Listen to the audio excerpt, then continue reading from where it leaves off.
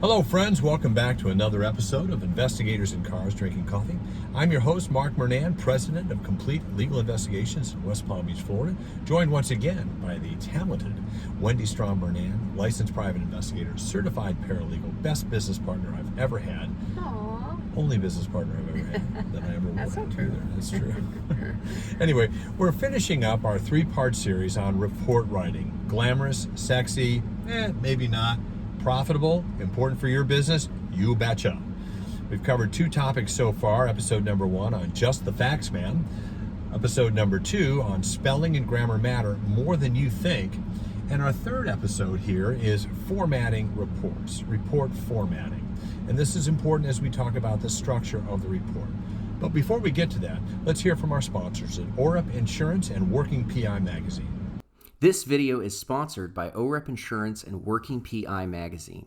OREP is a leading provider of private investigator liability insurance nationwide.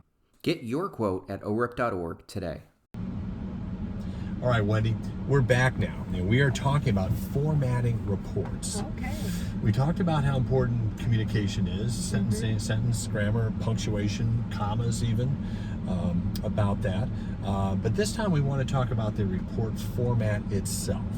And the first question is, should it be in first person or third person? Yes. What's the difference? Well, first person is I, me, and third person is him, her.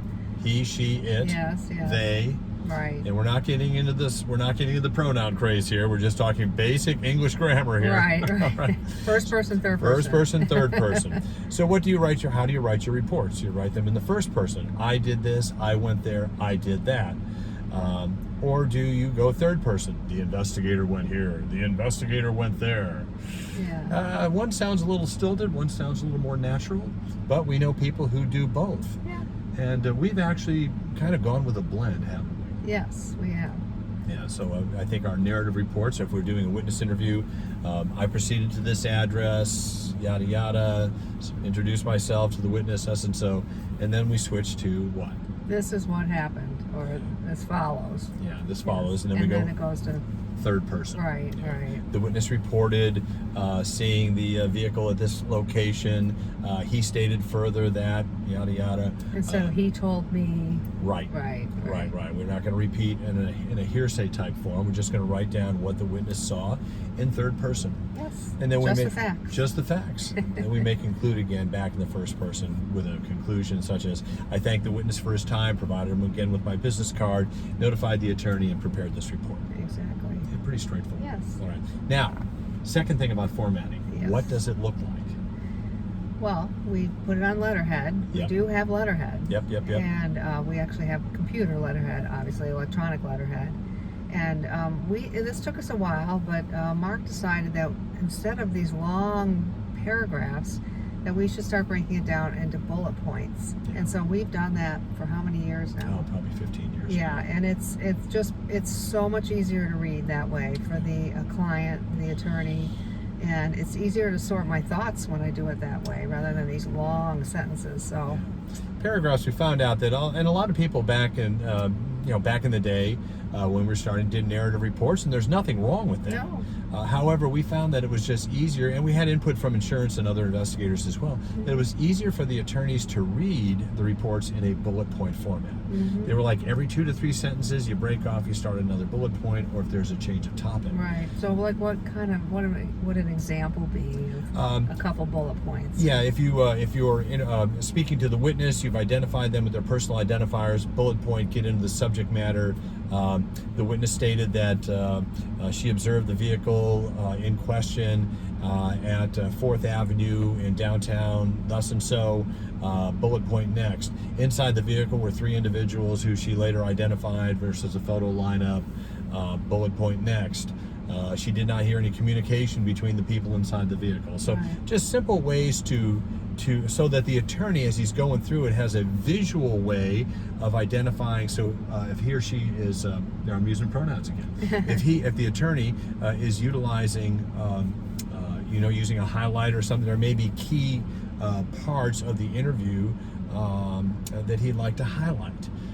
There may be something specific that a witness said that the attorney wants to draw attention to during a deposition or during Right. testimony. And it's one thought at a time, you know, and I like that. Just Yeah. one thought at a time. Right. Yeah. And they can follow the flow to it. It really does not add, because these word processing programs are so intuitive, it really doesn't add any length to the report itself.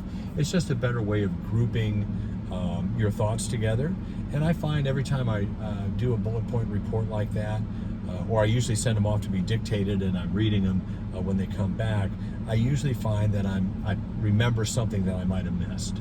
Right, and where can people find some samples of our reports? Oh, well, we have them in our investigative manuals, do they not? Yeah, we Research do. procedure manuals, Yeah. investigative procedures manuals at theprofitablepi.com, theprofitablepi.com.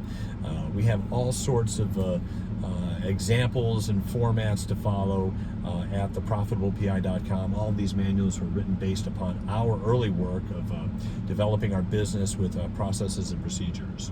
So you can find those again at theprofitablepi.com. But again, narrative reports are best used probably for different types of cases. For instance, a scene investigation may not be conducive to a bullet point. Witness interviews are always pretty good for bullet points. Background investigations. Background investigations by topic. Right, we have different caption, you know, sub captions. So when you're doing a background investigation, which is also available in one of our research procedures manuals, one of the formats over there, but you also use headers, right? Use like real estate holdings. Personal information, you know, driving history, criminal, civil, you know, Yeah. anything like that. We So break you it down. underline the header and then you do bullet points after that. Right, I bolded, but yeah. Yeah, bolded note. Yeah. Okay. So those are ideas for that. Surveillance reports. Now that's a kind of different report. A lot of Yeah. people are producing that. However, time and date entries are probably the most important. You start with a date, and then every time entry has its own paragraph. And so those are And really pictures are and usually put in photographs there, yeah, inserted. yeah. Do you insert photographs into your surveillance reports? That's how we've done it for years, to allow the client to get a visual for what the investigator saw at the time. So anyway, that's just some thoughts that we've had about report writing. Again, sexy, glamorous, possibly not. I don't know. It depends on how well you do the reports. However, vital to your business, vital to your appearance of competency. Oh yeah. Oh yeah. I mean, you can follow somebody till the cows come home. You may be the best surveillance investigator, best witness interviewer on earth, far better than we are. But if they can't read your reports, or your reports just stink because they look so bad, you're not getting the call back. So pay attention to how your reports look. Follow the simple rules that we've outlined in our previous videos here. Just the facts, man. Spelling and grammar matter more than you think, and report formatting. And you will find your reports looking better and your competency improved. The perception of your competency improved. Woo-woo. Yeah. Anyway. And get our samples. Get our samples here in the profitablepi.com. I think the Investigative Procedures Manual, the Research Procedures Manual, those are available at the website. Thanks again for joining us, and we'll see you next time on Investigators in Cars Drinking Coffee. Bye-bye.